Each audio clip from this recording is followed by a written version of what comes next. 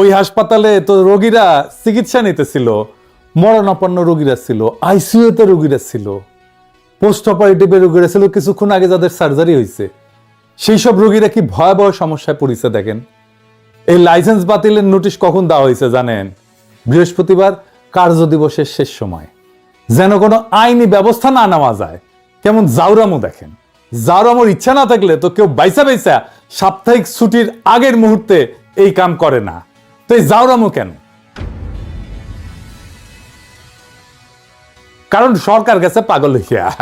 এটা কথা মনে করাই দিই, আন্তর্জাতিক অপরাধ ট্রাইব্যুনালের নামে বিচারিক হত্যাকাণ্ড বাস্তবায়নের প্রক্রিয়া যখন আগায় চলতেছিল, তখন আমার দেশ পত্রিকায় প্রকাশিত হয় স্কাইপ ক্যান্ডেল। এটা ছিল বিচারের নামে সেই সময় চলমান নাটক নিয়া নিজামুল হক নাসিম এবং আহমেদ জিয়াউদ্দিনের স্কাইপ কথোপকথন। এই কথোপকথনে উঠে আসছিল জুডিশিয়াল মার্ডারের পরিকল্পনা বাস্তবায়নের পুরো চিত্র। ঠিক একইভাবে এখন বিএনপি সরকার পাগলা হইয়া গেছে। তারা যেভাবেই হোক রাজনৈতিক প্রতিপক্ষকে দৌড়ের উপরে রাখবে বলে পাগলের মতো যা ইচ্ছা তাই করতেছে। ইসলামী ব্যাংক খাইয়া দেওয়ার আওয়ামী তরিকা বিএনপি বাধ্য ছাত্রের মতো ফলো করতেছে। শুধু তাই না, আরো আগ বাড়ায় যত ইসলামের নামধাম আছে এরম সব প্রতিষ্ঠানের উপরে খড়গগ্রস্ত হয়েছে। তাদের ধারণা হয়েছে এই প্রতিষ্ঠানগুলো আসলে জামাতের প্রতিষ্ঠান, এগুলোরে সাইজ করলে জামাত সাইজ হয়ে যাবে। আমি যতটুকু জানছি এই সাজেশন বিএনপি কে দিচ্ছে ডিজিএফআই, আর সেই প্রেসক্রিপশনে চলতেছে বিএনপি। ডিজিএফআই এর প্রেসক্রিপশনে কাটারানিতে তো হেলিকপ্টারে পলাইতে হয়েছে, আবার বিএনপি সেই ডিজিএফআই এর প্রেসক্রিপশন ফলো করতেছে। কেন বিএনপি এটা বাধ্য ছাত্রের মতো ফলো করতেছে, এটা একটু বিস্তারিত বুঝতে দেখতে হবে। 8 দিনের প্রসঙ্গে আবার ফিরে আসবো, কারণ পুরা বিষয়টার সাথে একটা গভীর রাজনৈতিক প্রশ্ন যুক্ত আছে। তাই পুরাটা না বুঝলে এই 8 দিনের প্রবলেমটা, চিত্রটা, ইসলামী ব্যাংকের প্রবলেমটা পরিষ্কার হবে না। আসেন সেটা একটু বুঝে দেখি, একটু অন্য দিকে যাইতেছি। বিএনপির বুঝানো হয়েছে হাসিনা পতনের পরে বাংলাদেশে ইসলাম পন্থার উত্থান হয়েছে, তুমি সামলাইতে পারবা না, তাই আওয়ামী বাম সব মিলা ইসলামপন্থীদের ঠেকাও, সবাই একসাথে নাও। সব গর্ত থেকে বাইরে হয়েছে। আওয়ামী লীগ নানা জায়গায় মিছিল করতেছে, ইন্ডিয়ান হাই কমিশনার বেনাপোল দিয়ে বুক ফুলায় ঢাকায় ঢুকায় কয় আমাদের অভিন্ন স্বপ্ন, আমরা একসাথে চলবো, আমরা একসাথে একটা কত বড় জাতি গোষ্ঠী হইতে পারি। কি কইছে তার মানে হইতেছে আমরা একটা দেশ হইয়া যাই। আমি একটাই কথা বলতে পারি, আমাদের যা পপুলেশন আছে 140 কোটি, আর ওতে আমি 20 কোটি অ্যাড করে দিই, তাহলে 160। আমি যা এখানটা করতে চাই ওইটা 140 নয়, 60 অ্যাডেড, এখানটা 20 অ্যাড করে দিচ্ছি, তাহলে যা হবে একসঙ্গে হবে। বুঝেছো? আলাদাভাবে আমি ভাবছি না, আমার মনে ওইটা ঢুকছেই না। দেখুন তো, হেঁটে চলে এলাম, মনে হচ্ছে না যে আমি বাংলাদেশে এসেছি। ওইটা দেখতে হলো, তাকে বললো হ্যাঁ আপনি বাংলাদেশের বর্ডার, এমনি মনেই হচ্ছে না। সবসময় আমি বলি একই আকাশ, একই বাতাস, একই যন্ত্রণা। তাহলে আমরা মিলে মিশে ভিসার সব বললে আমার সব মাথায় আছে, একটা খালি বলে যায় সবাই খুশি হবে, ওই কাজটা করবো। দেখেছেন? হ্যাঁ, তো মাদারবোর্ড তো স্বপ্ন অখণ্ড ভারত, অভিন্ন স্বপ্ন কেমনে হয় আমাদের, কেমনে ইন্ডিয়া কামব্যাক করেছে দেখেন। আবার এর চারপাশে হাই কমিশনের চারপাশে সেই আওয়ামী লীগ আমলের মতোই লোকজন ঘিরা ধরিছে। দেখেছেন? এটাই হইতেছে কামব্যাক।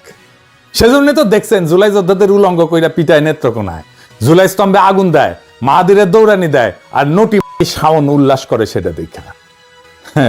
আবার দেখেন ফুন্দের আলো কি করতেছে, তারাও কামব্যাক করছে, একই সাথে কি টাইটেল করছে দেখেন। ধরেন আওয়ামী লীগের কোনো ফ্যাসিস্ট এমপি মন্ত্রী মারা গেল, প্রথম আলো কি লিখবে? মারা গেলেন অমুক, তার সাথে একটা ভালো বিশেষণ ইউজ করবে, বলবে বর্ষিয়ান রাজনীতিবিদ। দেখেন বাংলাদেশের সবচেয়ে ক্রিমিনাল পলিটিশিয়ান তোফায়েল নিয়ে লিখেছে কি দেশের রাজনীতিতে নাকি স্মরণীয় হয়ে থাকবে, অথচ মাদের ক্ষেত্রে টোনটা দেখেন। পারলে একটা গালিও অ্যাড করে দিত ওই টাইটেলের সাথে, কই তো থানা পুরাই দিছি, হুমকি দেওয়া সেই বৈষম্য বিরোধী ছাত্র নেতা এখন ধাওয়া খায় থানায় এসে লুকাইছে, এভাবে লিখতো পারলে। তো ধাওয়া দিছে কে? সে কেন থানায় আশ্রয় নিছে? তার মানে পরিস্থিতি এমন পর্যায়ে গেছে যে তার উপরে যে একটা অ্যাটাক হয়েছে, থানায় আশ্রয় নিতে বাধ্য হয়েছে। তো এটা তো থানায় আশ্রয় নিতে বাড়িতে তাকে ধাওয়া হয়েছে, তো ক্রাইম। এই ক্রাইমকে ফোকাসে রাখা হয় নাই। যদি ক্রাইমকে ফোকাসে না রাখবে তাহলে সংবাদপত্রে কাজ কি? থানা পুরাই দিছি বলে মায়েদের সেই বক্তব্য তো তখনই সেটেল হয়ে গেছে। এখন ওইটাকে একটা ব্যাক স্টোরি হিসেবে না মাদের উপর হামলার চেষ্টাকে জাস্টিফাই করা হইতেছে। এটাই ফুন্দের আলো, এটাই দিল্লি স্টার ভিকটিমকে মক করতেছে। এটা কোন ধরনের সাংবাদিকতার জাউরা এই আবার একটা জাউরা সিল মেরে দেন ফুন্দের আলোরে আর মতিউর রহমানকে। এটা তো আসলে লীগের অ্যাক্টিভিজম। লীগ যা বলতো তাই প্রথম আলো বলে। লীগের যা কিছু রাগ ক্ষোভ প্রথম আলো সেগুলো সবগুলো পোষে। আওয়ামী লীগ মাঠে নামতেছে, ইন্ডিয়া কামব্যাক করতেছে, ফুন্দের আলোর আওয়াজ বাড়তেছে, সব এক সুতায় বাধা। একবার পাবলিক জ্বালায় দিছে ফুন্দের আলো, তারপরে শিক্ষা হয় না, এদের শিক্ষা হয় না। ফুন্দের আলো দিল্লি স্টার শুধু ইন্ডিয়ান মিডিয়া না, তারা নিজেরাও ফ্যাসিস্ট। ফুন্দের আলো দিল্লি স্টার যতদিন বাংলাদেশে থাকবে ততদিন আওয়ামী লীগ ফিরে ফিরে আসবে। এইবার আসেন দেখি এই 8 দিন কি আসলে জামাতে প্রতিষ্ঠান, ইসলামী ব্যাংক কি আসলে জামাতে প্রতিষ্ঠান? জামাতে ইসলামী সরাসরি মালিকানায় না থাকলেও জামাত প্রভাবিত প্রতিষ্ঠান তো বটেই, এটা তো কেউ অস্বীকার করে না। আর এটাই হইতেছে ওদের বিপদ। প্রথমত এই প্রতিষ্ঠানগুলো অন্য প্রতিষ্ঠানের চাইতে ভালো ফাংশন করে, সেবা দেয় মূলত নিম্নবিত্ত এবং দরিদ্রদের, মানসম্পন্ন সেবা দেয় কম পয়সায়। প্রতিষ্ঠানগুলোতে ইসলামপন্থীদের চাকরি বাকরি হয়। বাংলাদেশে তো অনেক প্রতিষ্ঠানে দাঁড়িয়ে থাকলে চাকরি হয় না, এটা তো সত্য কথা। আর সবচেয়ে বড় কথা, এটা অল্টারনেট গভর্নেন্সের চিত্র তারা উপস্থাপন করতে পারতেছে। আর্থিক প্রতিষ্ঠান আমরা চালাইলে এরকম হইতো, তারা দেখাইতে পারে। স্বাস্থ্য ব্যবস্থা আমরা চালাইলে এরকম হইতো, তারা দেখাইতে পারে। এখন একটা প্রশ্ন করি, বিএনপির কি ব্যবসা নাই? আওয়ামী লীগের ব্যবসা নাই? আছে, হোটেল আছে। আব্দুল আল মিন্টুর ন্যাশনাল ব্যাংক আছে না? সালমান এফ রহমানের বেক্সিমকো সাম্রাজ্য আছে না? মিজানুর রহমান সিনার একমি আছে না? আর এই যে আমাদের সমাজ কল্যাণ মন্ত্রী জাহিদ ভাই, ওনার তো ফার্মা আছে, হাসপাতালও আছে।